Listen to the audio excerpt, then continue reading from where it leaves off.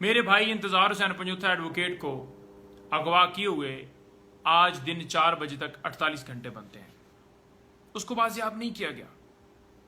اس کو اغوا کیا گیا.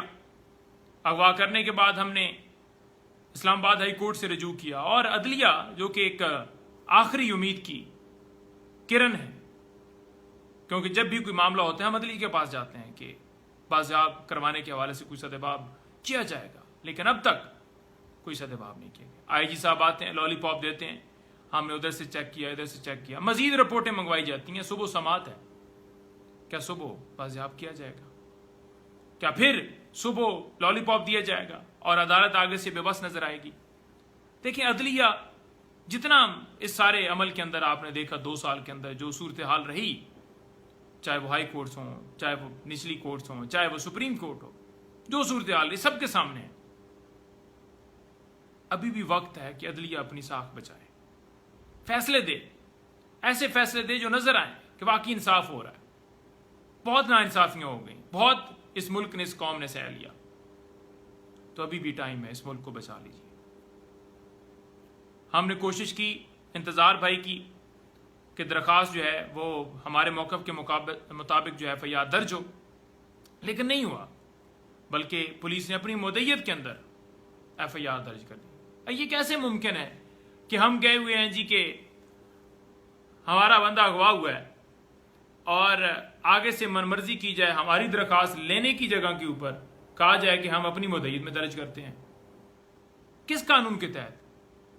قانون یہ کہتا ہے کہ کوئی بندہ اگر کسی کی بھی انفارمیشن دیتا ہے کہ مجھے انفارمیشن ملی ہے فلاں جگہ پر یہ وقوع ہے، تو پولیس کا کام ہے FIR رجسٹر اس کے ورژن کے مطابق کرنا.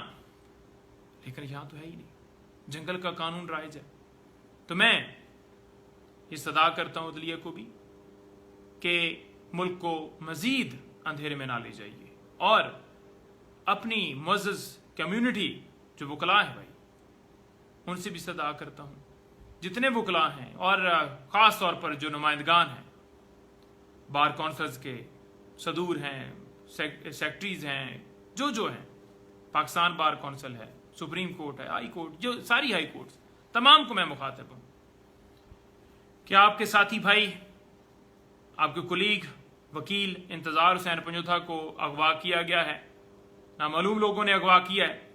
اب تک اسے کسی جگہ کے اوپر جو ہے وہ پیش نہیں کیا گیا. تو آواز اٹھائیے. آج ہمارا نمبر ہے، کل آپ کا نمبر ہے، پرسوں آپ کے بھائیوں کا یا آپ کے رشتہ داروں کا نمبر ہے.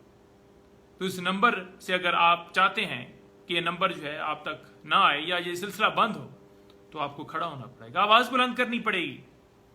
گھر بیٹھ کے یہ نہیں ہوتا کہ کوئی بات کر لے کہ ادھر زیادتی ہوئی، پریکٹیکلی کر کے دکھانا پڑے گا. تو کھڑے ہوں، بلند کریں آواز اپنے بھائیوں کے لیے اور اس پورے ملک کے لیے. اس ملک کا